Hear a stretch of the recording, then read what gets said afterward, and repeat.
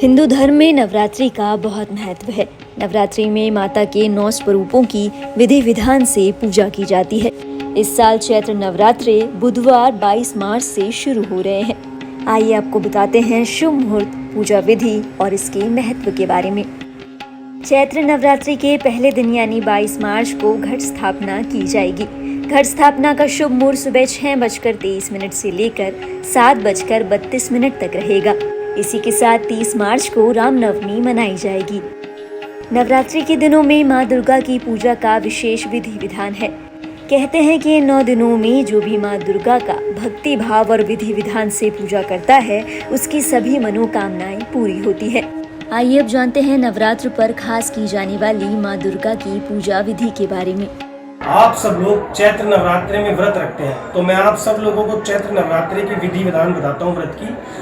चैत्र नवरात्रि में पहले नवरात्रि से लेकर 7वें नवरात्रि तक व्रत रखा जाता है। अष्टमी वाले दिन फिर माँ कालिका को भोग लगाया जाता है। उसके बाद कन्या जमाई जाती है और व्रत का उद्यापन किया जाता है। बहुत से लोग नवमी को भी व्रत रखते हैं, लेकिन कालिका मंदिर में 7वीं तक का व्रत रखा जाके अष्टमी को व्रत का उद्यापन किया जाता है, कन्या को जिमाया जाता है और फिर अपना व्रत खोला जाता है। तो मैं आप सब लोगों को बताऊंगा कि जब नवरात्रों में आप व्रत रखेंगे माँ कालिका के, माँ दुर्गा के, तो आप सुबह माँ कालिका की, माँ दुर्गा की देसी घी की जोत जलाएंगे, माँ कालिका को भोग लगाएंगे।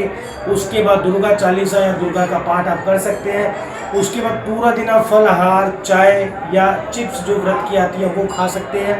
बहुत से लोग खाते हैं, बहुत से लोग नहीं भी खाते हैं। और शाम को फिर कुट्टू के आटे और सेंधा नमक के साथ इस व्रत को खोलेंगे। ऐसे ही आपको पहले नवरात्रि से लेकर 7वें नवरात्रि तक व्रत रखना है।